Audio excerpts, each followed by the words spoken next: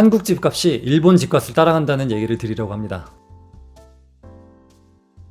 많은 한국분들이 일본 부동산을 얘기할 때 이렇게 말합니다. 일본은 버블이 끝나고 나서 30년 동안 집값이 계속 떨어졌다. 한국도 일본처럼 계속 떨어질 거야. 하지만 정말 그럴까요? 제 친구 2명이 일본 아내와 결혼했습니다. 한 커플은 일본에서 살고 있고 한 커플은 한국에서 살고 있어요. 근데 한국에 사는 제 친구의 아내가 일본에서 부동산에서 일을 했었거든요. 그래서 나름 경험이 있는, 어떻게 보면 약간의 전문성이 있다고 봐도 되죠. 그래서 제가 일본 집값에 대해서 물어보면 구체적인 답을 해줍니다. 그리고 또 일본 갔을 때 그 일본에 살고 있는 친구를 만났을 때 그 친구의 얘기를 들은 것들을 조합하면서 뭔가 하나의 큰 흐름이 보였어요. 일본 사람들이 집을 무서워하는 이유가 있습니다. 버블의 트라우마 때문인데요. 일본 사람들은 대부분 집에 대한 공포가 있는데, 이게 왜냐면 일본 경제 버블 시기에 부동산 가격이 말도 안 되게 폭등했고, 그게 완전 붕괴가 됐고 그 이후에 집값이 반에 반토막이 났습니다. 그래서 집을 사면 망한다라는 인식이 일본 사회 전체에 자리 잡아 왔었어요.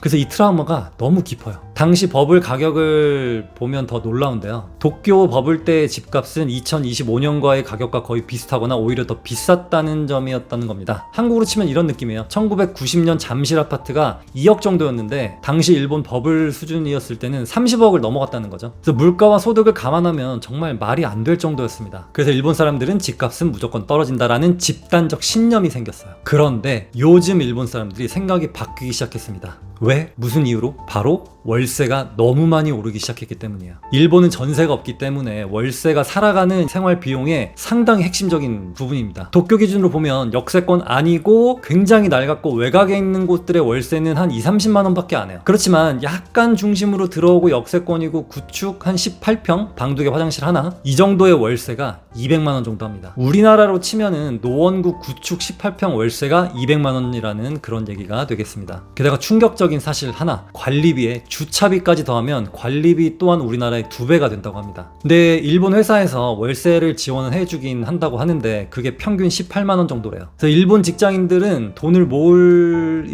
그게 안 돼요. 월세 때문에 삶이 너무 힘들어지자 드디어 일본 사람들이 집을 사기 시작했습니다. 그럴 바엔 사자. 월세를 이렇게 낼 바에는 그냥 사버리자. 이런 매매 수요의 복귀로 인해서 부동산에 큰 변화가 일어나기 시작했습니다. 집값이 떨어질까봐 무서워서 안 사고 있었는데 월세는 더 무섭다. 근데 도쿄 월세가 너무 높아지면서 20-30년 만에 처음으로 일본인들이 막 집을 매수하기 시작했는데, 문제는 도쿄 내에서도 양극화가 일어나고 있다는 점입니다. 특히 중심 6구라고 불리는 곳인데요. 지오다, 추오, 미나토, 신주쿠, 시부야, 분쿄, 이 지역은 2010년부터 지금까지 쭉 상승해 왔어요. 중심 6구는 한국의 인식과는 달리 일본의 전체 흐름과는 완전히 다르게 움직여 왔습니다. 도쿄 중심 6구는 서울보다 훨씬 비싼 곳들이 많아요. 여행 중에 도쿄 고급 맨션들을 봤는데, 예를 들면 우리나라 나인원 한남 같은 곳들이죠. 이런 고급 맨션의 가격이 300억이 넘는 게 그냥 널려 있어요. 그런데 지하철로 조금만 외곽으로 가면은 갑자기 파격적으로 시골 같은 분위기가 확 나버립니다. 완전한 양극화. 그리고 중심지의 극단적인 고가화. 한국이랑 너무 비슷하죠. 서울 중심지와 경기도 중심지는 그래도 시세가 잘 오르는데, 인천 구도심이나 경기도 외곽 지역은 오히려 지금 떨어지고 있어요. 한국인들이 잘못 생각하는 것 중에 하나가 일본은 집값이 몇 년 동안 그대로이거나 하락했다, 이건데 사실은 이게 아니고 도쿄 중심지는 한국보다 훨씬 비싸다. 도쿄 전체 평균을 보면은 평탄해 보이지만 중심지가 전체 시장을 이끌어가는 구조로 한국과 비슷합니다. 그리고 핵심지는 한국보다 더 먼저 강하게 올라왔어요. 그런데 이 서울이 지금 일본 중심지의 패턴을 그대로 따라가고 있거든요. 서울도 인구는 줄고 있고요. 그런데 왜 집값은 계속 오르고 있을까? 도쿄와도 이유가 같습니다. 외국인 자금 유입이 증가하기 시작했고, 고소득, 고자산층이 도심으로 집중되고 있고, 월세가 상승하면서 매매로의 전환이 증가하고 있다는 게 서울과 도쿄만의 현상이 아니라 글로벌 도시들이 똑같이 지금 겪고 있는 시대적인 변화라고 보면 되겠습니다. 도쿄 같은 경우는 최근에 엔저 현상으로 인해서 자산가들에게 어떻게 보면 세일 상태였고요. 이 자본이 도쿄 중심부로 엄청나게 들어왔습니다. 마찬가지로 지금 우리나라 환율이 많이 떨어졌죠. 그래서 외국인들이 봤을 때는 박앤세일 상태예요. 그러면서 글로벌 부동산 업체들의 어떤 서울 오피스 투자 확대라든지, 또 중동이나 싱가포르나 이쪽 미국 자본이 개발 사업에 지금 참여하고 있다든지, 외국계 기업이 한국 지사 확대로 인해서 어떤 추가적인 수요가 있다든지, 여행 수요라든지, 이렇게 되면서 고가 아파트의 외국인들의 꾸준한 증가 때문에 서울과 도쿄는 비슷한 움직임으로 가고 있습니다. 서울이 일본처럼 된다, 이건 틀린 말이고, 서울과 서울과 경기도는 도쿄처럼 된다. 이것이 정답에 가까워요. 그렇다면 일본은 40년 전에 왜 그렇게 집값이 많이 올랐을까? 이유는 대출이 100%가 넘게 나왔기 때문입니다. 10억짜리 집을 사면 10억을 대출해줬어요. 근데 우리나라는 10억짜리 집을 사면 많이 해줘야 6억이죠. 애초에 우리나라는 대출을 잘 안 해주는 나라예요. 그래서 일본처럼 초대형 버블이 생길 수가 없습니다. 물론 단기적으로 너무 빨리 올라버리면 조정장이 와요.